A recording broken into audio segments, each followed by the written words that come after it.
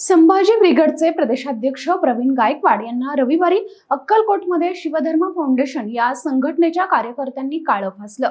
प्रवीण गायकवाड यांच्यावरील या हल्ल्यामुळे राजकीय आणि सामाजिक वर्तुळात एकच खळबळ उडाली।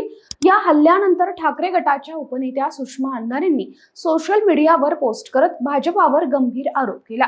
प्रवीण गायकवाड यांच्यावर हल्ला करणारा दीपक काटे हा रेकॉर्डवरील गुन्हेगार भाजपाचा सक्रिय पदाधिकारी आहे। तो चंद्रशेखर बावनकुळे यांचा निकटवर्तीय आहे, असा आरोप सुषमा अंधारेंनी केला। त्यावर आता चंद्रशेखर बावनकुळेंनी स्पष्टीकरण देत सर्व आरोप फेटाळलेत। ते सोमवारी प्रसारमाध्यमांशी बोलताना म्हणाले की प्रवीण गायकवाड यांच्यावरील हल्ल्याचा भारतीय जनता पार्टीचा काहीही संबंध नाही। अशा खालच्या लेवलचं कृत्य करणं भाजपाच्या रक्तात नाही। प्रवीण गायकवाड यांच्याबाबत झालेल्या घटनेची पोलिसांनी चौकशी केली पाहिजे, आमचा संबंध नाही। दीपक काटे हा भाजपाचा कार्यकर्ता आहे, पण कारवाई झालीच पाहिजे। कोणत्याही पक्षाचा असो, तो आरोपी आहे। सुषमा अंधारेंना माहिती हवंय की कार्यकर्ते हे सगळे मंत्री आणि नेत्यांसोबत फोटो काढतात। पोलिसांनी संबंधितांवर योग्य ती कारवाई करायला पाहिजे, असं चंद्रशेखर बावनकुळेंनी म्हटलंय।